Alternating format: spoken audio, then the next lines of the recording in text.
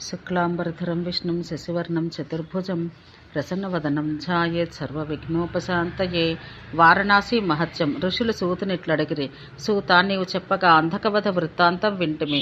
ఇప్పుడు వారణాసి వృత్తాంతం వినగోరుచున్నాము. భగవానుడకు పింగళుడు ఏ యోగ్యతచే గణములోని వాడు అయ్యను. మా మహా తేజస్సాలి ఈ వారణాసి యందు అన్నదాతయు ఆ క్షేత్రానికి పాలకుడు ఎట్లయ్యను, శివునికి ప్రియుడు ఎట్లయ్యను. బ్రహ్మసుత, ఇది నీవు చెప్పగా వినాలని మాకు కుతూహలంగా ఉంది అని సూతుడు ఇట్లు చెప్పసాగెను. పింగళుడు, గణేశుడు ఎట్లయ్యనో అన్నదాత ఎట్లయ్యనో తెలిపెదను వినుడు. లోకాలలో వారణాసి పూజ్యముకు స్థానం. పూర్ణభద్రుని కుమారుడు పూజ్యుడు ప్రతాపవంతుడు ఒక హరికేశుడు అను యక్షుడు ఒకడుండెను. అతడు బ్రాహ్మణుడు. వేదోక్త విషయాలు ఎరిగి వాటి యందు పూజ్యతాభావం కలవాడు. ధర్మానుష్ఠానపరుడు. అతనికి పుట్టుక మొదలు శివుని యందు అత్యుత్తమ భక్తి ఉండెను. అతడు ఎప్పుడు అతనికే నమస్కరించును, అతని యందు చిత్తముంచును. అతడే తనకు గమ్యం అనుకొనును. కూర్చుండియు పోవుచుండియు పండుకొనియు నిలుచుండియు ఒకరి వెనుక పోవుచుండియు తినుచుండియు త్రావుచుండియు రుద్రుని అనుచింతించుచుండును. ఇట్లు సమాహిత మనసు గల అతనితో తండ్రియగు పూర్ణభద్రుడు ఇట్లనెను. నీవు నా కుమారుడవని నాకు తోచటలేదు. నీవు మరొక విధంగా తప్పుగా జన్మించితివి. ఏలాన యక్షజాతీయులకు ఈ నడవడి ఉండనే ఉండదు కదా. గుహ్యకులకు యక్షులకు మీరు మనము స్వభావంచే క్రూరచిత్తులుగా ఉందురము. యక్షులు మాంసాహారులు, నీచాహారులు, హింసాశీలురు అగుదురు. నీవిట్లు చేయకము. ఇది నీకు తగిన నడవడి కాదు. మహాత్ముడు స్వయంభూ ప్రజాపతి మనకేది ఆదేశించనో దాన్ని విడవదగదు. మన ధర్మమేదో అది గ్రాహ్యం. గృహస్థులకు వారు మరి ఒక బ్రహ్మచర్య, వానప్రస్థ, సన్యాసాల వంటి ఆశ్రమ విధులు పాటించరు కదా. అట్లే మనము మన జాతి ధర్మాన్ని విడవరాదు కనుక నీవి మనుష్య స్వభావం విడిచి మనకు తగిన వివిధ కర్మలను ఆచరించము. ఇట్లు నీవు వేరొక మార్గం నందు ఉన్నవాన్న నీవు మనుష్యుని వల్ల జన్మించి ఉండవు. నేను కూడా ఆయా కర్మలను ఆచరిస్తున్న మాట నిజమే. కర్మం స్వజాతీయం, పరజాతీయం అని రెండు విధాలు. మనుషులు ఆచరించే కర్మములు వారి జాతికి విహితములు.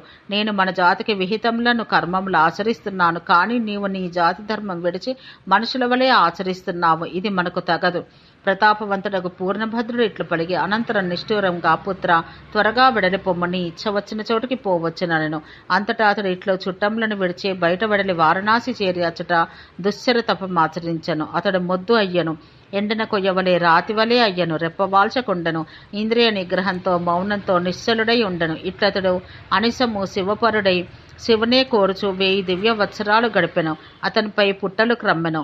అతన్ని చెదపురుగులు తినను. వాడి ముక్కులు గల వజ్రసూచి ముఖములను వజ్రపు సూది వంటి ముక్కు గల పురుగులు కుట్టెను. అతని శరీరము మాంసము, రక్తము లేక చర్మము మాత్రం మిగిలి శంఖం వలె చంద్రుడి వలె తెల్లగా అయ్యను. శరీరమంతా అస్థిశేషమయ్యను. అయినా అతడు దేవుని ధ్యానించుచునే ఉండెను. ఈ నడుమ కాలంలో పార్వతీదేవి శంకరునితో ఈ కనబడుచున్న ఉద్యానమును ఎప్పుడు నువ్వు చూచుచునే ఉండవలనని, ఈ వారణాసి క్షేత్ర మహత్యం వినాలనని నాకు కుతూహలము కలదు. నీకిది అత్యంత ప్రియమగటను. ఇట్టి ఈ క్షేత్రం ఉత్తమ ఫలమిచ్చినదియో ఉండవలను. ఇట్టి ఈ వారణాసి మహిమ తెలియవేడదను అని విజ్ఞప్తి చేశాను. హరుడు ప్రశ్నానుగుణంగా వారణాసి మహిమను ఆమెకు చెప్పదలిచెను. అందుకై ముందుగా వేవేశుడు ఆ శంకరుడు దేవితో కలిసి బయలుదేరి ఆ పినాకధారి దేవికి ఉద్యానం చూపుచూ ఇట్లు వర్ణించసాగెను. దేవి, చూడము, ఈ ఉద్యానం మిగలబాగుగా వికసించిన తీగల గువ్వలతోనూ పొదలతోనూ శోభితం. తీగల సమూహంతో వ్యాప్తం. ఇది బాగుగా పూలు పూచిన ప్రియంగు వృక్షములతోనూ చక్కగా పూచియు తమకు స్వాభావికమగు ముండ్లతో కూడిన చెట్లతోనూ గగుర్పాటు చెందినది వలె మనోహరంగా ఉన్నది. మంచి వాసనలిచ్చు తమ్మాలవాన వాటితోనూ వృక్షపు గుబుర్లతోనూ విపులమగు కర్ణికారములతోనూ పూచిన అశోక పున్నాగ వృక్షకములతోనూ వ్యాప్తమై ఉన్నది. ఇచ్చట పుష్ప సమూహాలన్నీ 9 వరుసలతో కల్లోలితమై ఉన్నవి. విప్పారిన పద్మముల పుప్పొడితో నిండిన ఒడళ్లు కలిగి అస్పష్టమయ్యు మనోహరమగు కూతలు కూయు ఇంపక వివిధ పక్షులిట ఉన్నవి. మనోహరములో మిగుల మత్తిల్లినవి అగు దాత్స్యూహములు, నల్లని కంఠం గల పక్షులు, అందమగు నెమ్మళ్ళు, ఇంపుగా కూయి చక్రవాకములు, కాదంబములు అను ఒక విధమగు హంసములు, నీటి కాకులు, చక్కని సువాసనలీన పూలు, అలంకరించుకున్న దేవతా స్త్రీలు, పూచిన తీయమామిడి చెట్లు, వాటికి అల్లుకొన్న తీవలు, తిలక వృక్షాలు, బిగ్గరగా ఇంపుగా పాడు విద్యాధర సిద్ధచారణలు, ఆ పాటలకు సరిగి నృత్యము అనరించు అప్సరసలు, మిగుల హర్షంతో ఆడుకున్న నానావిధ పక్షులు, మిగుల మత్తిలిన హారీతి పక్షులు, సింహముల గర్జాధ్వనులు, విని కలవరపడు వనమృగాలు తమ తమ ప్రియులతో ప్రియురాండ్రతో జతలుగా తిరుగు జింకలు బాగుగా వికసించిన నానా విధాలుగా మనోహర పద్మాలతో శోభించే సరస్సులు తటాకాలు ఈ ఉద్యానానికి అందమిస్తున్నవి.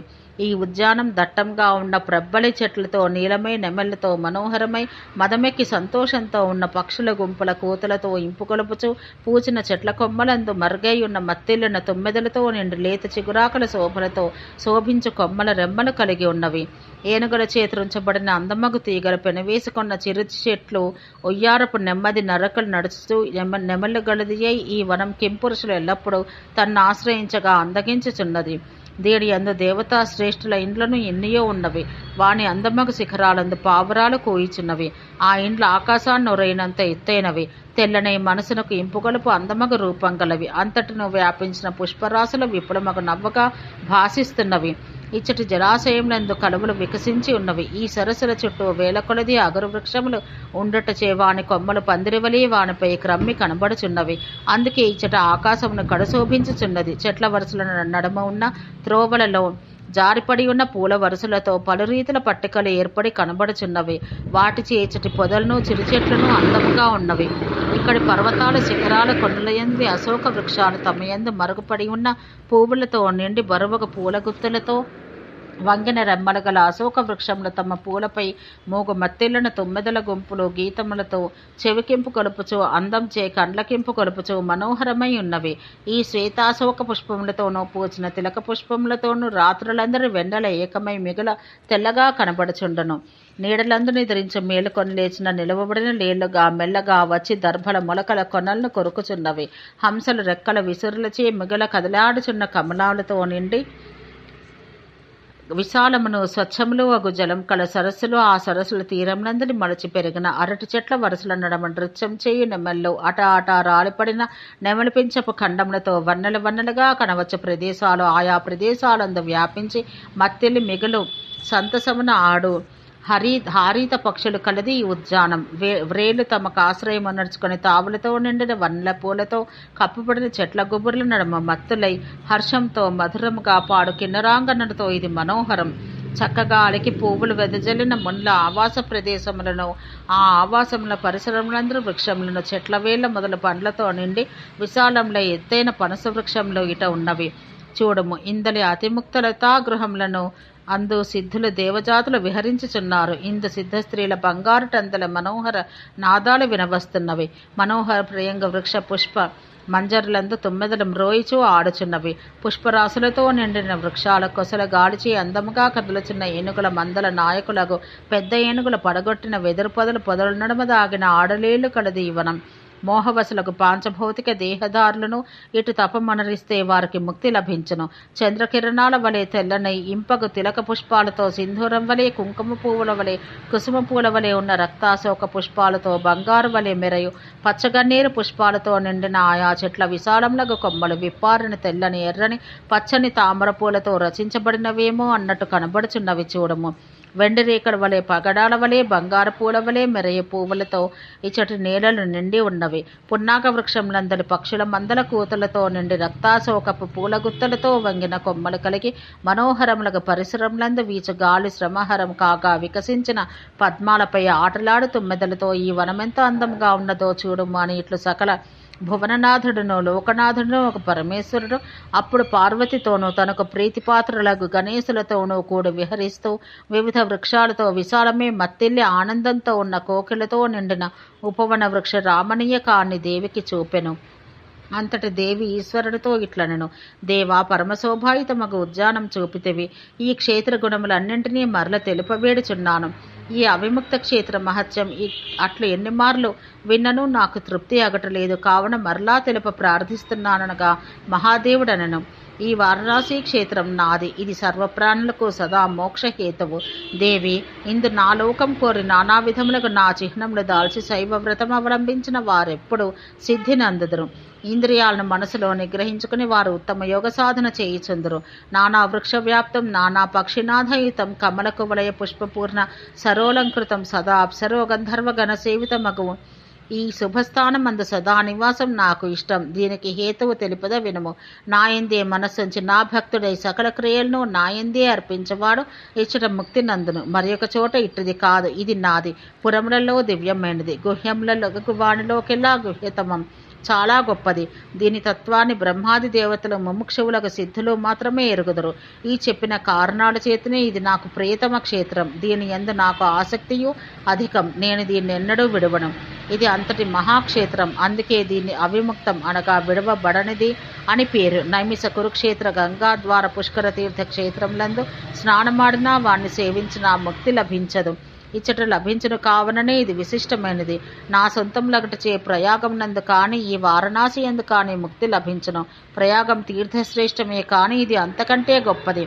మహాతపస్సాలి యగు జైగిషవ్యుడిచ్చట ఉత్తమ సిద్ధి నందును. ఈ క్షేత్రపు మహత్యం వలన ఇచ్చట భక్తితో నన్ను భావన చేయటం వలన జైగీషవ్యుడు మహాశ్రేష్టయోగి అయ్యను. కావుననే ఈ వారాణసి యోగుల స్థానం అగుచున్నది. ఇట్లు నన్ను సదా ధ్యానించవానికి యోగాగ్ని మిగుల దీప్తి నందును. అట్టివాడి దేవతలకు దుర్లభముకు కైవల్యం ముక్తి నందును. సర్వసిద్ధాంతవేత్తలై బాహ్య చిహ్నములు ఏవి ధరించిన యోగులు అగు మునులు మరెచ్చట దుర్లభమగు ముక్తినిచ్చట పొందుదురు. అట్టి వారికి నేను సర్వోత్తమమగు యోగ సంపదను నాతోడి సాయుధ్యాన్ని వారు కోరిన స్థానాన్ని ఇస్తాను. మహాయక్షుడకు కుబేరుడు అట్లు సకల క్రియలను శివునికి అర్పించి ఈ క్షేత్రాన్ని సేవించుట చేతనే గణేశుడయ్యను. ఇక మీదట నా భక్తుడుగా జనించబోవు సంవర్తుడను దేవి ఈ క్షేత్రమందు నన్ను ఆరాధించినందునే మహోత్తమ సిద్ధినందును. పరాశర సుతుడు యోగి మహాతపస్వి, భారతంతో ధర్మ నిర్మాత, వేద వ్యవస్థ ప్రవర్తకుడు, మునిపొంగవుడు ఒక వ్యాసుడును పద్మాక్షి ఈ క్షేత్రమందే ఆనందమందును. ఓ సుబ్రత, బ్రహ్మయు, దేవర్షులు, విష్ణువు, వాయువు, రవి, దేవరాజకు ఇంద్రుడు, ఇతరులకు దేవతలు ఇట్టి సర్వమహాత్ములు నన్నిచ్చట ఉపాసింతురు. ఇతర యోగులు, సిద్ధులు, స్థానరూపులు, మహావ్రతులు అనన్య మనస్కులై నన్నిచ్చట సదా ఉపాసింతురు. అలర్కుడు నా అనుగ్రహాన్ని ఈ పురిని ఆశ్రయించను. అతడు దీన్ని తన పూర్వులవలే చతుర్వర్ణ ప్రజలతో నిండిన దానిగా, సమృద్ధి కలదానిగా, జనపదాలతో చుట్టుకొనబడిన దానిగా చేసి చాలా కాలం రాజుగా ఉండి తన సకల గుణములను నాయందే అర్పించి నన్నే పొందును.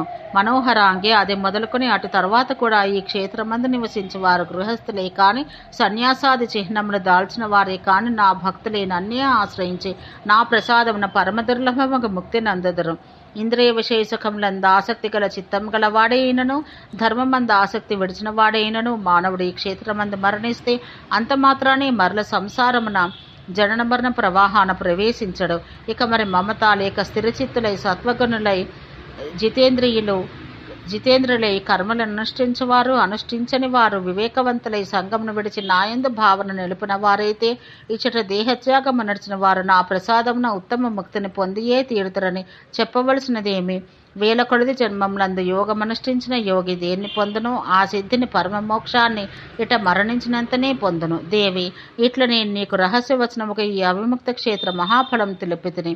మహేశ్వరి, ఇంతకంటే ఉత్తమముగా రహస్య సిద్ధి మరలేదు. దీని యందు రహస్యాన్ని ఈ భూలోకాను యోగజ్ఞులు, యోగేశ్వరులకు వారు మాత్రమే ఎరగగలరు. ఇదే పరమమోగ జ్ఞానం, ఇదే పరమశుభంకరం, ఇదే పరబ్రహ్మతత్వం, ఇదే పరమపదం. గిరిరాజపుత్రి, వారణాసి లోకత్రయ సారం నాకు సదా ఆనందకరం. ఇచ్చటికి వచ్చిన వారు వివిధ దుష్కృతాలు ఆచరించిన వారైనా మర్త్యులు, పాపక్షయ మంది రజోదూర్లై ప్రకాశింతురు. అద్భుతం గొలుపు వివిధ వృక్షలతా గుల్మములను, అందలి పువ్వులను కలిగి ఒప్పు ఈ క్షేత్రం దేవి నాకు సదా ప్రియతమం. మూర్ఖులు, శాస్త్రజ్ఞానం లేని వారకు ప్రాణులు కూడా ఇట మృతినందన మాత్రాన పరమపదం అందదురు, సంశయం లేదు. ఇట్లు చెప్పుచు ఇంతలోనే మహాదేవుడు భక్తుడగు యక్షునికి వరమీయదలిచి గిరిరాజపుత్రియగు మహాదేవితో ఇట్లనెను. భామిని, భువనేశ్వరి, అహో వరారోహ మహాసుందరి, ఇతడు మన వల్ల వరమందదలచి తపం చేతన పాపం నశింప చేసుకొన్నాడు. ఇట్లు పలికి జగత్పతియగు ఆ దేవుడు దేవితో కలిసి యక్షుడు కృత్సుడై నాడులు మాత్రం ఎడమలేక కనబడు దేహంతో ఉన్న చోటికి పోయెను.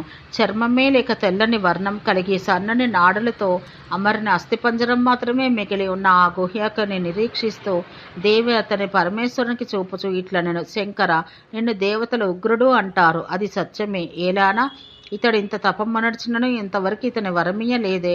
పుణ్యప్రదమకు ఇటువంటి క్షేత్రాన్ని చక్కగా సేవించియు ఈ యక్ష కుమారుడు ఇంతవరకు ఇంత పరికేశం అందవలసిన పని ఏమి? ప్రసాదం చూపి పరమేశ్వర శీఘ్రమే ఇతనికి వరమేమో మనవు మొదలగు దేవతలు పరమఋషులు ఇట్లు చెప్పుదురు. ఏమన్నా వాక్కుతో సదాశివుని స్తుతించి సంతోషింపచేసినను ఈ 2 విధములు కూడా భోగప్రాప్తియు రాజ్యం నంతమున మోక్షం లభించును. ఇట్లు దేవి పలకగా దేవుడగా ఆ జగత్పతి ఆ యక్షుడు కృషుడై ధమనులతో నిండి కూర్చుండిన తావునకు దేవితో కూడా పోయెను. భక్తుడగచు ప్రణతులుగా చూచునే హరికేశుడు పచ్చని వెంట్రుకలు కలవాడు వృషభధ్వజుడు ఒక శివుడు అతనికి దివ్యనేత్రం మొసగెను. దానితో అప్పుడు అతని చూడగలిగెను. అంతటా యక్షుడును శివుని ఆదేశమున మెల్లగా కన్నులు విప్పి శ్వేత వృషభమందున్న శివుని అతని వెంట ఉన్న ప్రమథగణమును చూచెను. దేవదేవుడు అతనితో నీకు అపూర్వముగు వరము నీ వడగకయే ఇచ్చుచున్నాను. త్రైలోక్యమందును నీవు నన్ను త్రైలోక్యం శివమయంగా చూతువు. నీ శరీరవర్ణం నా శరీరవర్ణంతో సమానమగను. సంతాపరహితుడవయ్యి నన్ను చూడము అనను. అంతటా అతడు ఇట్లు వరమంది శరీరం అక్షతం ఏ లోపం లేనిది కాగా శివుని పాదములందు ప్రణతుడై తన శిరమున దోయిలు ఘటించను. నేను వరమిత్తును కోరుకోమని శివుడడగగా ఆ యక్షుడు భగవన్ నాకు నీ యందు అవ్యగ్రము అనన్యము ఒక భక్తి కలుగనిమ్ము. సర్వలోకాల వారికి అన్నం పెట్టువాడను శాశ్వతంగా నీ గడములలోని వాడనై నీ అవిముక్త క్షేత్రమును సదా చూచుచుండుదునుగాక. దేవేశ నీ నుండి నేను కోరు సర్వోత్తమ వరం ఇదియే అనను.